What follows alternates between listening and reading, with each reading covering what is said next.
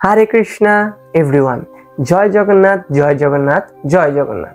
জগন্নাথের স্বামী নয়ন পথগামী ভব তুমি। তো আজ জগন্নাথের মহান উৎসব চলছে। বলা হয় 12 মাসে 13 পার্বণ। আর জগন্নাথের তো 12 মাসে যে কত উৎসব তার কোনো শেষই নেই। একের পর এক বিভিন্ন উৎসব, বিভিন্ন যাত্রা লেগেই থাকে। এর মধ্যে রয়েছে জগন্নাথের স্নান যাত্রা, জগন্নাথের রথযাত্রা এবং জগন্নাথের চন্দন যাত্রা মহামহোৎসব। জগন্নাথের বিভিন্ন যাত্রার মধ্যে আজকের যে উৎসব সেটা হলো অরুণ যাত্রা বা অরুণ ষষ্ঠী। এই মার্গশীর্ষ মাসের এই প্রথম ষষ্ঠীকে অরুণ ষষ্ঠী বলা হয়। শুক্লপক্ষের এই ষষ্ঠী তিথি, এই দিনটি জগন্নাথের একটি বিশেষ উৎসব। অরুণ অর্থাৎ ওড়না বা উত্তরীয় বা যে পরিধেয় বস্ত্র ভগবান পরিধান করে থাকেন। জগন্নাথ দেব এই দিন একটি বিশেষ ধরনের বস্ত্র পরিধান করেন, যেটাকে মরুয়া বস্ত্র বলা হয়। সাধারণত মারযুক্ত বস্ত্রকে অপবিত্র বা অশুচি মনে করা হয়, কিন্তু এই দিনে জগন্নাথপুরীতে ভক্তরা, জগন্নাথের সেবকরা যে বস্ত্র জগন্নাথ দেবকে পরিধান করান, সেই মারপ্রাপ্ত বস্ত্র জগন্নাথ দেব খুব আনন্দের সঙ্গে পরিধান করে থাকেন। আর শুধু জগন্নাথ নয়, রাজা ও পান্ডা সহ সমস্ত জগন্নাথের সেবকরা এই বস্ত্র পরিধান করে এই উৎসব পালন করে থাকেন। তো জগন্নাথ দেবকে সুন্দর অলঙ্কার দ্বারাও এই দিনে ভূষিত করা হয়। এর সঙ্গে একটি সুন্দর ঘটনাও যুক্ত করা হয়েছে। আমাদের গৌরাঙ্গ মহাপ্রভুর লীলার সঙ্গে এটি যুক্ত রয়েছে। মহাপ্রভুর যে পার্শ্বদ ছিলেন পুণ্ডরিক বিদ্যানিধি, তিনি বাংলাদেশের চট্টগ্রাম জেলায় থাকতেন। তার আবির্ভাব স্থল ছিল বাংলাদেশে। তিনি মাঝে মাঝে মায়াপুরে আসতেন। বস্তুত পুণ্ডরিক বিদ্যানিধি হলেন বৃষভানু রাজা, তাই পূর্বাস্থিত জাগরণের কারণে মহাপ্রভু তাকে বাপ বলে ডাকতেন। এই পুণ্ডরিক বিদ্যানিধিকে প্রেমনিধিও বলা হয়। তিনি যখন জগন্নাথপুরীতে ছিলেন এবং তার একজন খুব ঘনিষ্ঠ বন্ধুও ছিল স্বরূপ দামোদর প্রভু। তিনি প্রতিদিন, তারা একসাথে প্রতিদিন মঙ্গলারতি দর্শন করতে যেতেন, জগন্নাথ মন্দিরে যেতেন এবং বিভিন্ন কৃষ্ণ কথার মাধ্যমে তারা সব সময় অতিবাহিত করতেন। তো আজকের এই সময়ের দিনে, আজকের তিথিতে ষষ্ঠী তিথি এলো এবং ভক্তরা যখন এই মরুয়া বস্ত্র জগন্নাথ দেবকে পরিধান করালেন, তা দেখে পুণ্ডরিক বিদ্যানিধি কিছু মন্তব্য করলেন যে একই কথা, জগন্নাথকে মারপ্রাপ্ত বস্ত্র এরা কেন পরিধান করাচ্ছেন? মারপ্রাপ্ত বস্ত্র তো অশুচি মনে করা হয়। স্বরূপ দামোদর প্রভু বললেন, দেখো ভাই, এখনকার বা এখানকার যে রীতিনীতি বা এখানকার এটাই নিয়ম, হয়তো এভাবেই চলে আসছে, আমাদের এই নিয়ে কোনো মন্তব্য করাই উচিত নয়।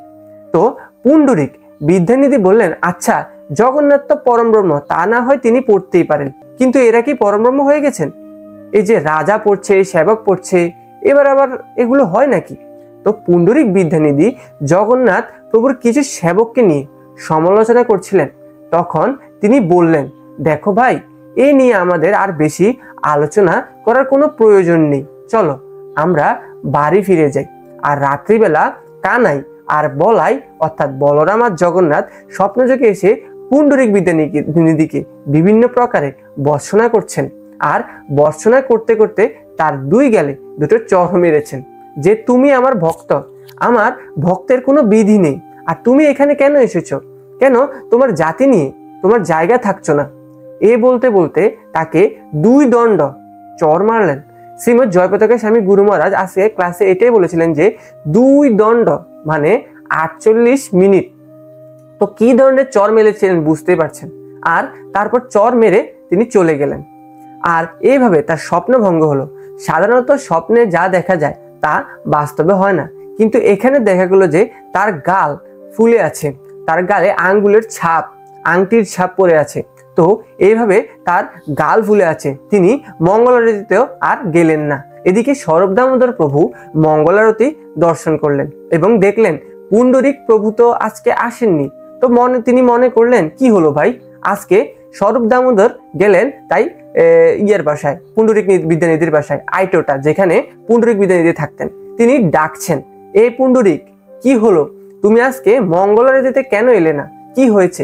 তখন পুণ্ডরিক প্রভু বললেন, এসো, আমি তোমাকে ভেতরে বলবো, এসো। তখন তিনি তাকে ভেতরে নিয়ে গিয়ে তার গাল দেখালেন, দেখো আমার গাল ফুলে গেছে, হাতে আঙ্গুলের ছাপ পড়েছে আর গালে আংটির ছাপও পড়ে রয়েছে, এটা কি করে হলো? স্বরূপ দামোদর প্রভু এটাই জিজ্ঞেস করলেন। তো তিনি সম্পূর্ণ ঘটনাটি বললেন। তো এই লীলাটি আমরা আলোচনা করলাম কিভাবে জগন্নাথ আর বলরাম তাকে এইভাবে চড় মারলেন।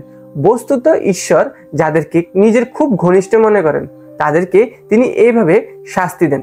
এইভাবে ভগবান শিক্ষা দিলেন যে তার সেবকদের কেউ যেন নিন্দা না করে, সমালোচনা না করে। যারা বিশুদ্ধভাবে ভগবানের সেবা করেন তাদের প্রতি তিনি সন্তুষ্ট হন, তাদের প্রশংসা করা উচিত, সমালোচনা করা উচিত নয়। তো এইভাবেই পুণ্ডরিক বিদ্যানিধি মহাশয় এই শাস্তি লাভ করার পরে এটাকে অনুগ্রহ মনে করলেন। তিনি বলছিলেন এটা তো অনুগ্রহী, সাধারণত প্রভু আমি তো ভুল করেছি, আর তৎক্ষণাৎ তার শাস্তিও পেয়ে গেলাম, ভালোই হয়েছে। আর স্বরূপ প্রভু খুশি হয়ে গেলেন, তুমি এত ভাগ্যবান যে স্বয়ং জগন্নাথ আর বলদেব তোমাকে দর্শন দিয়েছেন। এইভাবে জগন্নাথপুরীতে এই অরণ যাত্রা বা অরণ ষষ্ঠী মহোৎসব পালিত হয়। প্রাচীনকাল থেকেই চলে আসছে এই উৎসবটি। এটা একটা দারুণ সময়, সেই রীতি মেনে আজও চলছে এই মহোৎসব। জগন্নাথ ধাম রাজাপুর জগন্নাথ মন্দির, এখানে স্বয়ং 500 বছরের শ্রী বিগ্রহ এই মরুয়া বসন পরিধান করা হয়েছে। সুন্দরভাবে ধুতি পরিধান করে, সুন্দরভাবে পাগড়ি পরিধান করে তিনি সুন্দরভাবে ভূষিত হয়ে আছেন। এখানে আজ দূর দূর দেশ থেকে, আফ্রিকা, চীন, রাশিয়া, বিভিন্ন সমস্ত দেশ থেকে ভক্তরা এখানে আসেন দর্শন করার জন্য। আজ এক দিব্য আনন্দের মহোৎসব আমরা অনুভব করছি। তো আজকের এই দিনটি সবার শুভ হোক, ভগবান সবাইকে কৃপা করুন, জগন্নাথ সবার প্রতি কৃপা করুন, জগন্নাথের আশীর্বাদ আপনার সকলের উপর বর্ষিত হোক। সুভদ্রা, সুদর্শন সহ জগন্নাথের আশীর্বাদ আপনারা সবাই লাভ করুন। যেটুকু সময় পান আপনারা অবশ্যই জগন্নাথকে দর্শন করবেন। তো ভিডিওটি ভালো লাগলে কৃপা করে শেয়ার করবেন এবং পারমার্থিক কাজে লেগে পড়বেন। জয় শিল প্রভুপাদ, জয় গুরু মহারাজ, হরে কৃষ্ণ।